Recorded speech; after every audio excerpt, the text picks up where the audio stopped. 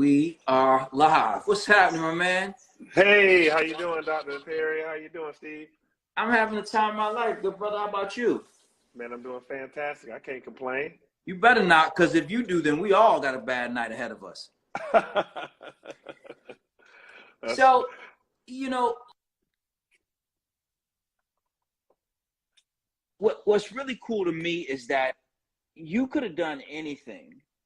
You come from the university world, but you decided to be mayor. Why mayor? Well, so I wanted to be mayor since I was 16 years old. Shut up. I did too. You did? You wanted to be God. mayor when you were 16, or you wanted to be? My grandmother said, I swear for God. I swear for God. I wanted to be mayor of my hometown, Middletown, Connecticut. That was the only thing I've ever wanted to be. Get out of here, man. See, we got to talk about that, because I believe young people hit a little epiphany point around that time. There's enough that happens in your life. You kind of see enough people. You have enough understanding and wherewithal. But I was 16, and now my mom says I told her something similar at 12. When I was 12, I told her, who is that man? Who are these people that, this guy? So Who's the mayor that has inspired you? Andrew Young. He's Mayor Andrew Young, Ambassador Andrew Young. Well, you've got to be inspired. Yeah, so when you're in Atlanta and you go to school each day, there's a picture of the president, then the governor, then the mayor, and the school superintendent on the wall every day as you walk in. And then after school, it's the same thing at the rec center, at the ball field, when you're going into the gym. It's the pictures of these people. And I'm like, who's the black dude in these pictures? Because the other folks were white folks. It was a white president of the United States, white governor, and then there was this black man. And that's the same black man I would see on TV, or I would see him out in the community doing stuff. And I was like, yo, people love what he's doing. I like how he talks. He's a brother in a suit. He's out there getting things done. And I was like, I want to be him. I want to love on Atlanta the way he does. I want to help my community. And I was 16 saying that. And so when don't underestimate the importance of a brother in a suit. Like, let's be really honest. Right. A lot of us have seen a brother in a suit and said, I don't know what he does. Right. But I want to look like that when I do it. Yeah, that's exactly right. So I want to look like that brother, that image of him. He was sharp. He was shaking hands with people that were influential. He was also talking to kids. He came by the school and got down on his knee and looked us in the eye when we were little. Those kind of things matter. And I was like, I want to be him. And then, of course, the images of, power. So it's like, who the president is, you see who the governor is, and this dude is on the same wall as those people. So I think it's valuable, and that's what shaped me. So when I, decided to go to college, I was the first in my family to go to college. I went there to get chemical engineering, and that was so bananas. Which is bananas. I was good at science and math, so I wanted to make money. A little bit. A little bit. Engineering. You might have had a little flow with some numbers. I did a few things. And when you walk in, when you're a freshman and everybody's going around the room. And let everybody know, because not everybody's from Atlanta. You got folks from all over the country and world right now jumping on here. So where did you go to school? Yeah, so I grew up in Atlanta, and I went to Atlanta Public Schools and became first in my family to go to college when I went to Georgia Tech. And I got a chemical engineering degree. That was the only college I applied to. God blessed me. And I was able to go there and could afford it. And so... And folks who don't know that Georgia Tech is an elite college. Yeah, it's an elite college. And it's a state school, though. But so we get in-state tuition and all the scholarships that come along with it. So you go to your classes and stuff, and they say, introduce yourself. I say, I'm Andre Dickens. I'm from Atlanta, Georgia. I'm a chemical engineering major, and I want to be mayor of Atlanta. And they'd be like, whoa. I would introduce myself like that the whole time I was in college and beyond.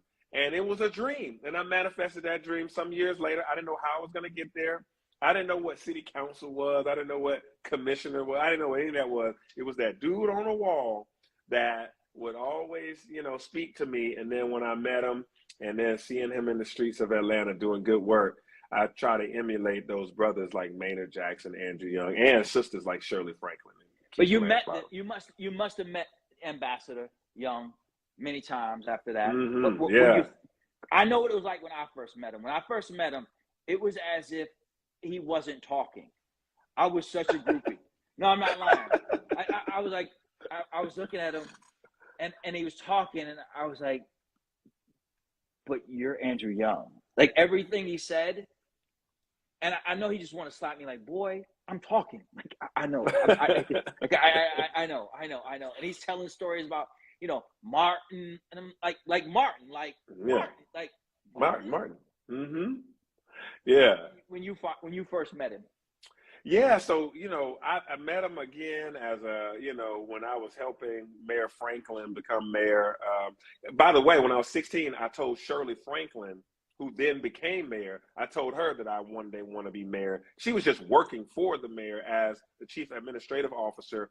I told her, she was like, "Young man, you can do anything you put your mind to."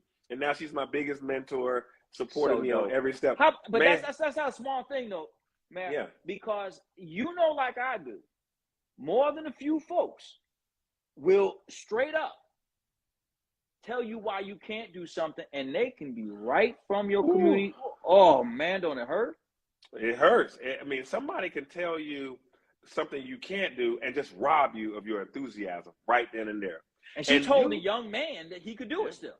Yeah, she told a young man that I could do it. And luckily, she told me that I could do it before other people told me, why would you want to do that? And that's crazy. Because I would have probably, I'm not going to call myself a superhero enough to know that I can overcome doubt, right? Overcoming doubt of the size of an adult telling you can't do something, or that you shouldn't do something, or giving you like 1,000 red flags.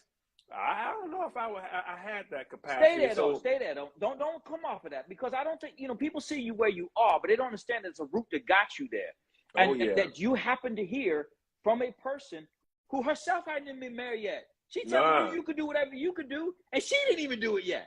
Hey, man, affirming people around you will help you go farther. They will help you take the next step. So when I did get to college, I was able to join the African American Student Union, became the president. I was able to go on to do things in the community, become a fraternity member, become the president, be on SGA, do these things that lead me to government. Even though I'm doing chemical engineering, doing work, I was able to unlock in my mind how to serve, how to deal with competing interests. What do y'all want to do with this, $5,000 budget that they gave us to put on this major event? Well, we got to manage the competing interests. Some people wanted to do this way. Some people want it that way. Some people I'm like, hey, how do I balance those things at 19, 18, 20? And so now as an adult and running the city of Atlanta, it's nothing but opinions. It's nothing but managing competing interests, and all the time trying to figure out what's the essence of who we want to be. I see in the comments, yeah, I'm a Captain. All right, they want to know. I wasn't going to interrupt the flow. You hear this brother's talking about his big dreams, and y'all want to know what he pledged. Go ahead, tell people what you pledged, please. Yeah, man, I pledged Lambda Delta chapter of Kappa Alpha Psi Fraternity Incorporated in Atlanta, Georgia. Yo to all the nukes and everybody else. You better say that, because you're mayor of all the fraternities and sororities, not just the Divine Nine. So, that's right. And now here you go. Now they started. Now the Delta started. You see what you did? We tried to have a serious conversation, y'all. Well, one big Delta in the room that just showed up, I just saw Mayor Shirley Franklin's name, who I was just talking about. She is a mentor and inspiration. And here she is, even right now, as I'm on your show, on your live, she's joining me. That is instructive to us, because now we're in the age where the age she was when she told me, young man, you can do anything, is the age I am now. So when I see a 16-year-old, I got to be Shirley Franklin to them, saying, what's your dream and how can I help you? Wow. A lot of folks are candle blow outers. They are. They try to frame it as something else. They try to frame it as, well, I want you to be realistic. I want you to be realistic. Did you run into any of those folks along the way who want you to be realistic? Like, Andre, just be realistic, brother. Yeah, I mean, when as it relates to politics, for sure. Think about it. My first election, I ran against an incumbent that had been in that city council seat for 12 years. So I ran against somebody who had already been in office, and I ran citywide first. I didn't run in a district. I ran citywide. So You're folks would just tell nuts. me, I'm just you nuts, are, right? I you ran are across the nuts. whole city.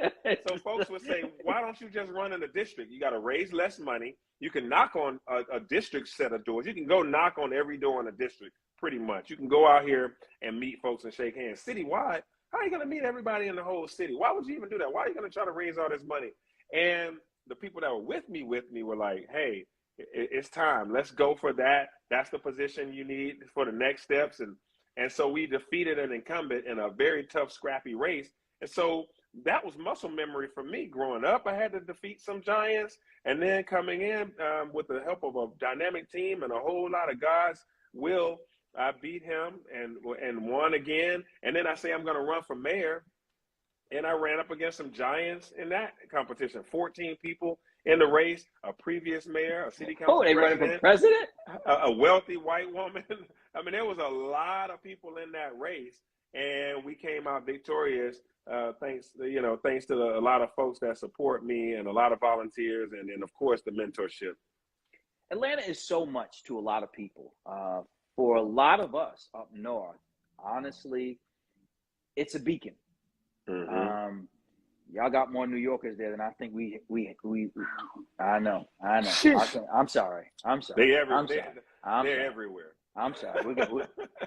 We're gonna come get some of them. I know, but we're gonna come get some of them. But I want to acknowledge that for us, for a lot of people all over the world, we look at Atlanta and we think, damn, is this what could happen if Black people do well? But on the same token, when I told folks that I was going to talk to you, all the Atlantans, because Atlanta is its own country at this point. Mm-hmm. Like, I actually think you guys are a sovereign nation.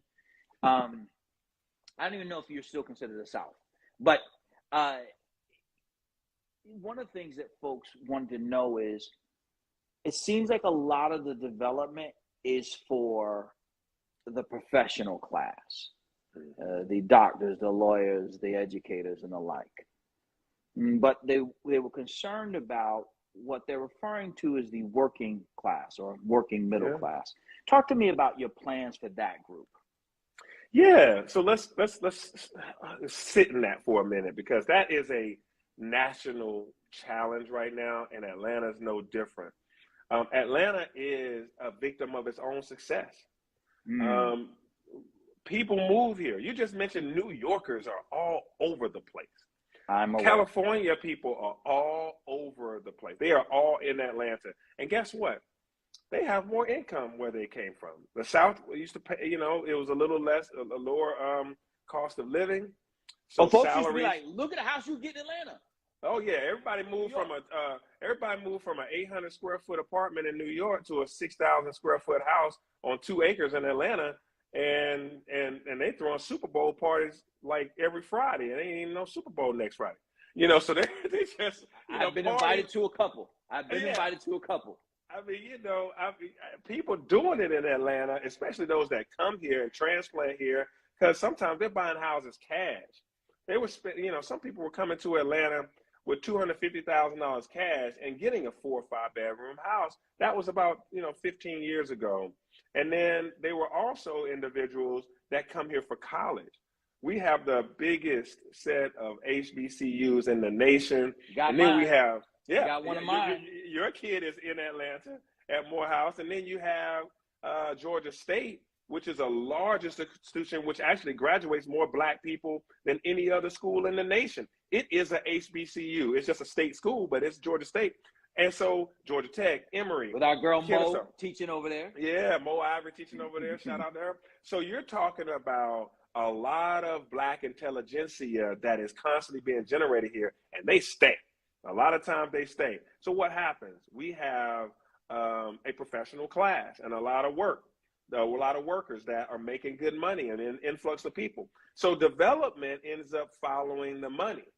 And so what I'm doing now is trying to make sure we have balanced growth. I want to keep growing. You don't want to be one of these cities that die out, that don't have industry, that the one industry they had is now gone. We are a technology hub. We are a fintech. We are a health hub. We are a logistics hub with the world's busiest airport. But we need to make sure we pay our workers well and develop more affordable housing. I have a goal of 20,000 units of affordable housing to be built in my 8 years as mayor.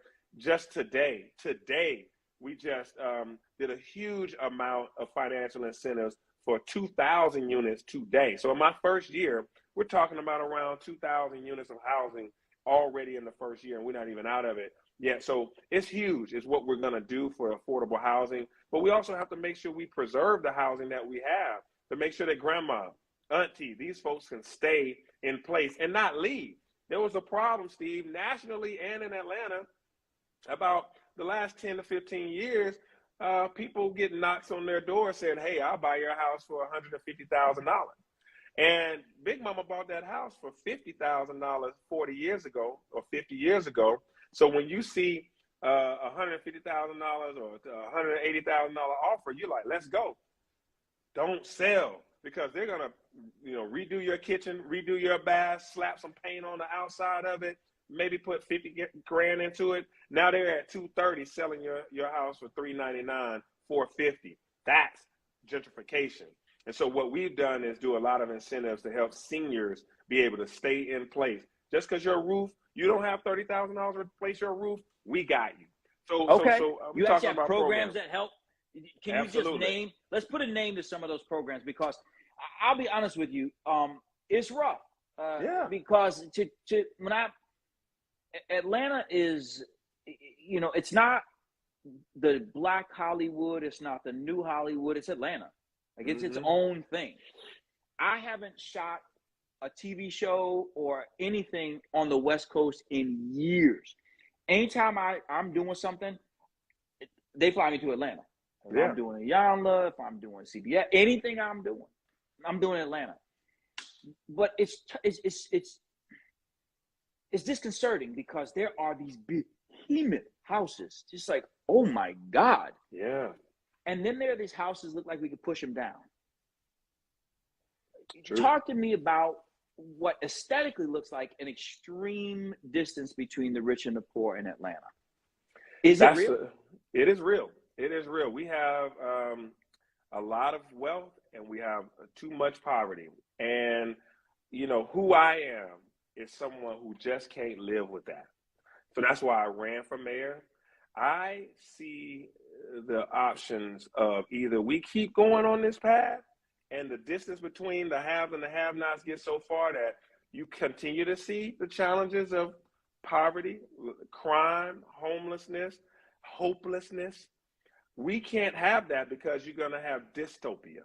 And that's where these folks are going to rise up, and they're going to come get all that stuff that we keep coveting if we don't make sure that we balance this growth out for everybody. So how you do that is you have to give people opportunity. That's why I train people. I create a program that trains low-income, no-income folks on how to do technology for free.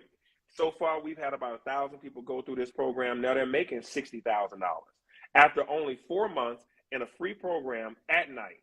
That's called Tech Bridge. That's what I ran, and that's what I was over. And so we're doing that now in nursing. We're doing that in logistics, and of course in technology, since that technology pays so well. Once you have this skill, you don't even have to go to college. I want you to go to college if you can at night or whenever, but I want you to get these certifications. We don't have time for 4 years. I got 4-month programs for you. Say the name of that program again. Say the name of the program again. So one is Tech Bridge. We have Tech Bridge, and then we have Perscolas and Year Up. And then back on the senior rehab program, it's called, so we have House Proud. And you can go to investatlanta.com and look up these programs for your housing. Are these programs free? How do people get involved in them? Yeah, they're free. They're free. I try to make sure that as many programs as possible are free, low cost, no application. And now they're limited funding. So, we have a waiting list of about, so we've done, close to 300 seniors houses, but we have more to go. There's thousands. So as we try to raise money to be able to do these things, so we are a victim of our own success because the taxes rise. And guess what? The city hasn't increased the taxes.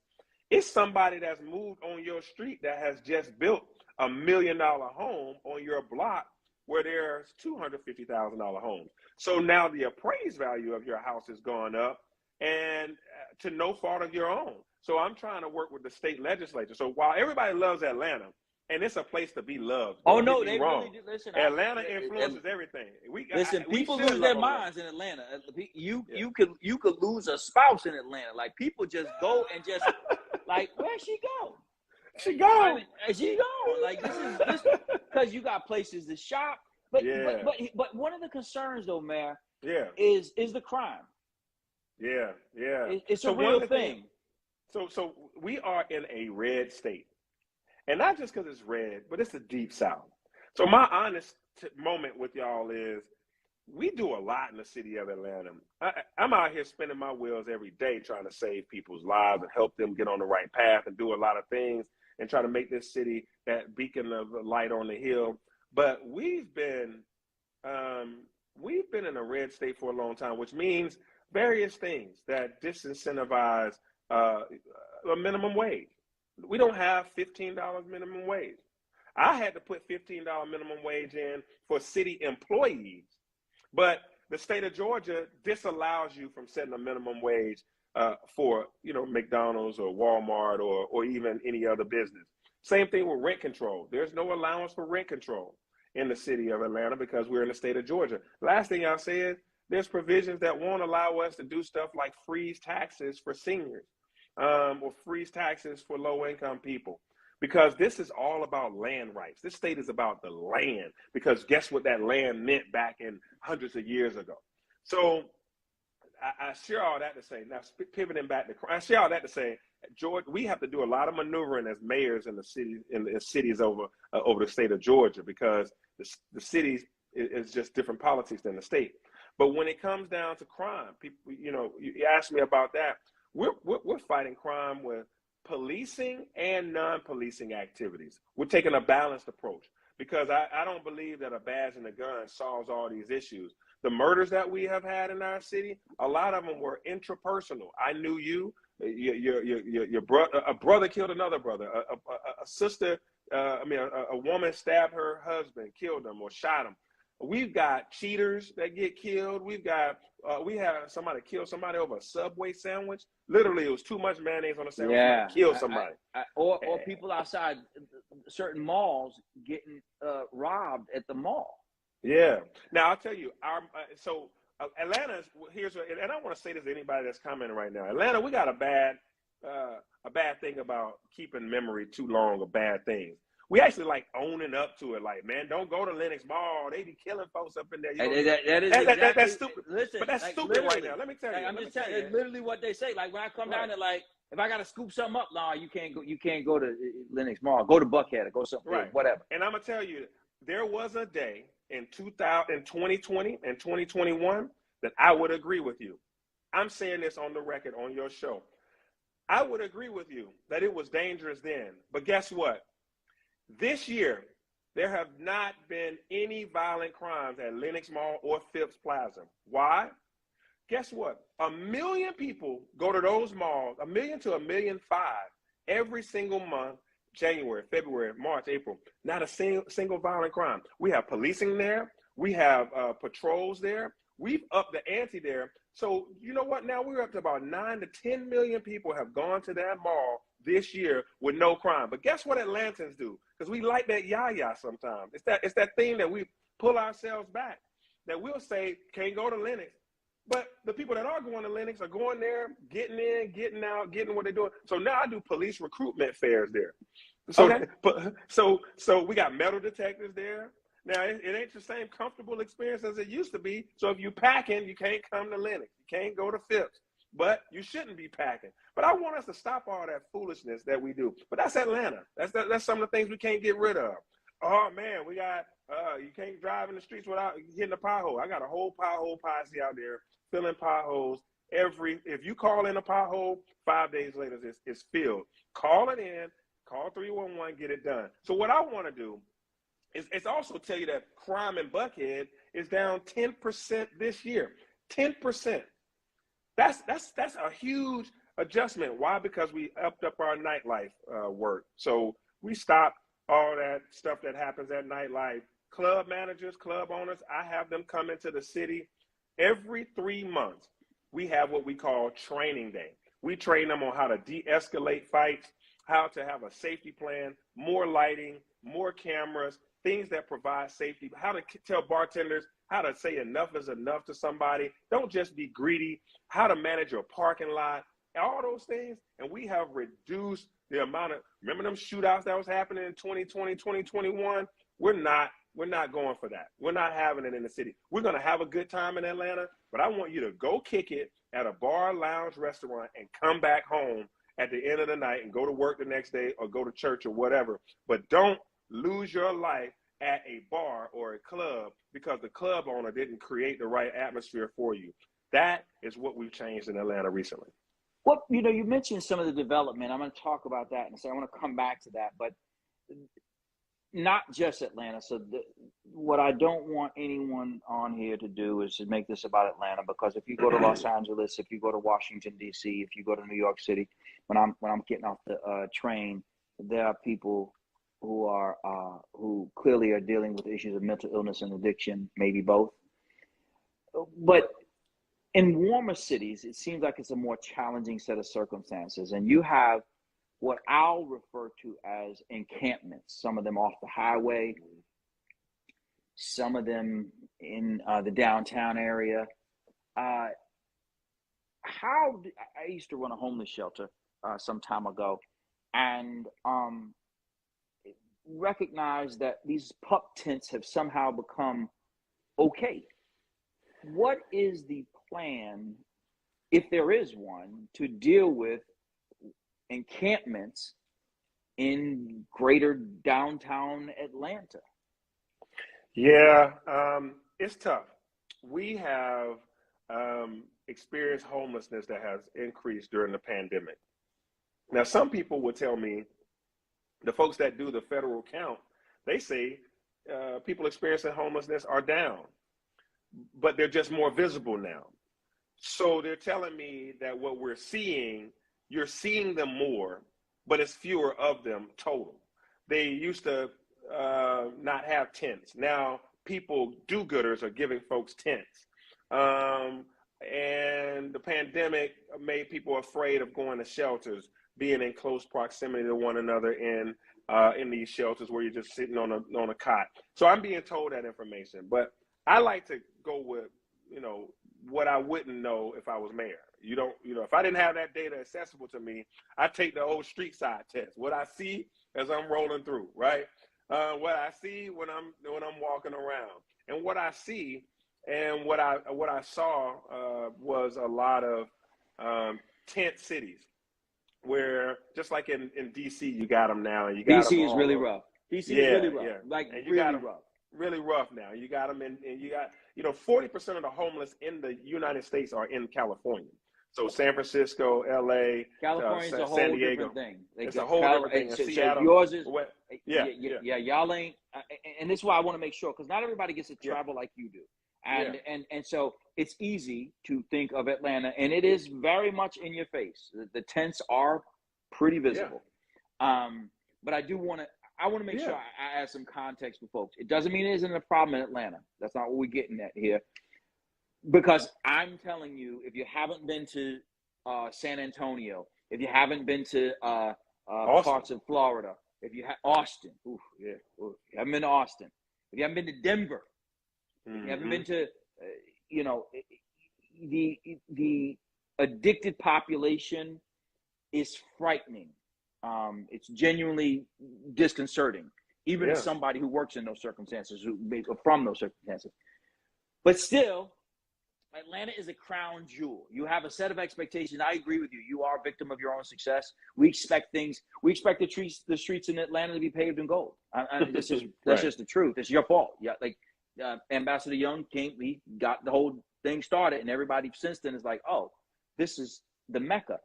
So how do you deal with this very real, concrete issue of, we stayed downtown when we dropped our son off, and think, y'all want to go out to eat tonight? We were gonna walk it, but I don't really feel like walking. It's a good idea right now. Why don't we hop in an Uber?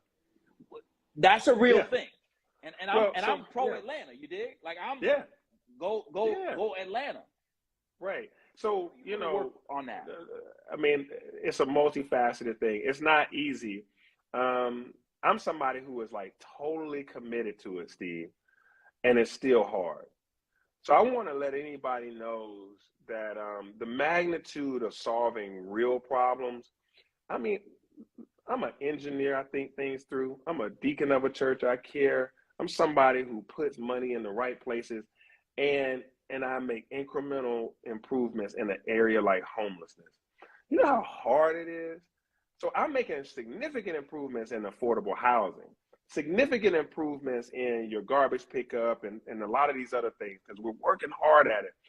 And you're seeing the results. In homelessness, I'm working extremely hard with a lot of smart people and a lot of partnerships, and we're making this much. And this is honest talk. I'm being Brother, very listen, honest. No. This is real. It's like, it is real. So hard. It is a continuum of care that we literally, I can go right now. I got money. I put money towards this. I put the largest money. It's so much. And you go out here, and we bought a motel recently. We got houses that we're putting people in. And we will go clean up an area, give them, take their, give them, say, hey, we want to trade your tent in for this hotel room, or trade it in for this this apartment that we're paying for.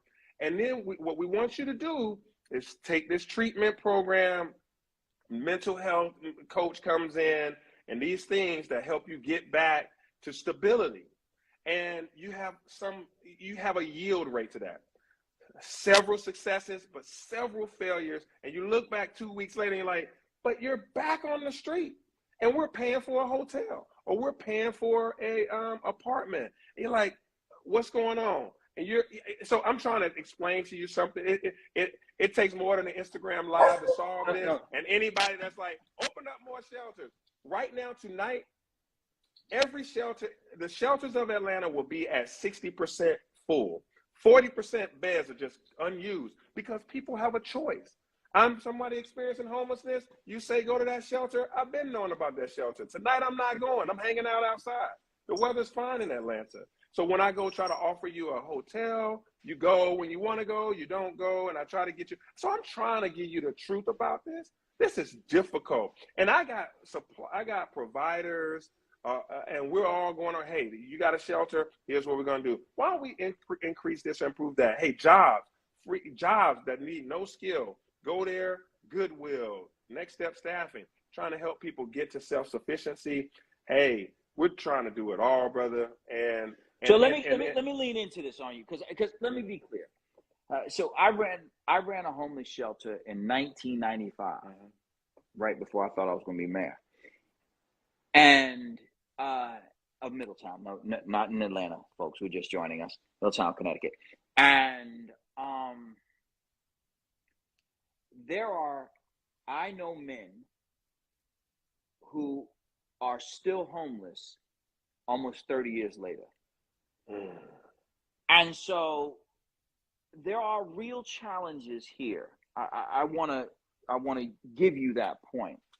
But Mayor, do you think some people want you to just literally go and up in the encampments to just say, rip the tents up, take them out, push them out? Do you think that people want you to do that? Oh, people in your chat want you to do that. I mean, people here want me to do that. And, you can go in there and just snatch everybody out. And I don't know where you send them. You play whack-a-mole. You kick them out of this. You take them off Auburn Avenue, and they're going to show up on Edgewood tomorrow. So the business people on Auburn say, get them off in front of my place. and then you push them, and then they go over here to Edgewood, and then you push them off there, and then next thing you know, they're on Peachtree, and then you push them over there. You can't do that. You got to solve the problem. You got to help people get the self-sufficiency and stability. And the other thing that you got to do is do what we're doing, which is rental assistance and mortgage assistance, so that people don't slide into poverty. I mean, the inflation alone right now is causing people to have more month than money.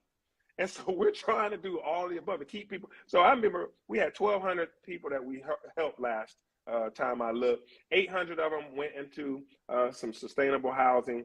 400 of them was just keeping you from going into homelessness. You make out a call, you say, hey, I'm about to be evicted, and we come through with a package to help you stay there and try to stabilize your life. That's the easier thing to do, by the way, than once you've been on. If I sleep on the street for 90 days, you best believe I'm going to have some mental health challenges. So all of this is to say, yes, people want me to just come over here and rip clear the them tents up and rip the tents up. But everybody got one of these cell phones, and next thing you know, some police put their hands on somebody the wrong way, and now you're paralyzed. You can't do anything. You can't move around the city anymore. You got riots, and now you got so it's a delicate thing, Steve. And I'm not crying the blues. I'm saying let's all join forces to do what we can to help serve. Do you have a task force? Yeah, we have one. Okay, so tell us about that, because I don't want people. Because what's important to me is when a man in any role is transparent and vulnerable enough to say, hey, here's some things I don't know the whole answer yet. I'm working on it. I got some things I'm trying, but the problem persists. Yeah. But what I don't want people to take away from this is that you don't have anything that you're working on. Oh yeah. So on homelessness in particular, I want to put this in a bow of sorts. Take us through in your scientific linear way. What are some of the projects, organizations, and individuals that you put together or developed to address what people see every day, right? Because we land there and we see it, right? We go there and we think, oh, let's go to Atlanta and walk around and think, you know what? It's a little late. Let's eat in a hotel. Yeah. So I'll say a few of these things, and then actually I got this 7 o'clock. We're going to jump on. I got to jump and get down to do actually pretty cool presentation on something. But so I'll share this. One is we have really put a lot of money in the hands of additional shelter bed capacity. The other is rental assistance to prevent people from going into homelessness to begin with. The other thing is that we're building more and more affordable housing. Like I got the biggest goal, and we're doing the most affordable housing development that we've seen in the city's last 20 years. And the reason why we're doing that is because we need to make sure that people can actually afford to live so they don't slide into homelessness. The other thing is making sure that we are connected to workforce development agencies that give people a job, and that we subsidize their living while they start working. Even if they're working in a $12 an hour job, $15 an hour job, we are directly linked with providers of jobs, workforce places. But directly with the homeless, I'll give you an example. Right by the bridge, there's Pryor Street and I-20. It might not mean much to everybody, but that's a downtown street. There's a shelter right there called Gateway. Right down the street. Right down that street. Gateway has so many beds a night, and once Gateway is full, or once Gateway lets out during the morning, because that's the other thing. Nighttime is one thing. You got shelters. Daytime, you roam the streets which is the rule. When I ran my shelter, they had to get out at 9 a.m. Yeah, you got to get out, because you may have to go to work, or we got to clean up this shelter. We got to make the beds again. We got to start over fresh, and we don't have, we need you out going to do stuff. Well, I can be scruffy and out as a graphic artist, and you won't know if I'm experiencing homelessness or not. So you got people out and about all day, and it's like, what at your dentist's office might be a hygienist. She's homeless. Right. Yeah, exactly. So we're talking about paying a living wage is the goal, so that, when a business calls me and say, hey, man, we got a homeless person outside my business, and I'm like, but the people inside your job, you're Might paying be them like homeless too. they're paying $8 an hour. They're sleeping in their car, and when their car gets repoed, where are they going to sleep? So, I mean, these are very real conversations. But I also say the unique thing about Atlanta is we don't have any natural boundaries like water on our west coast. It's not, so you drive the person that's experiencing homelessness in one of our suburbs, the suburbs has no shelter.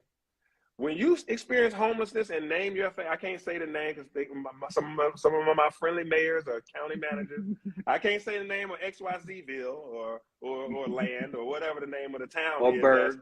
Berg.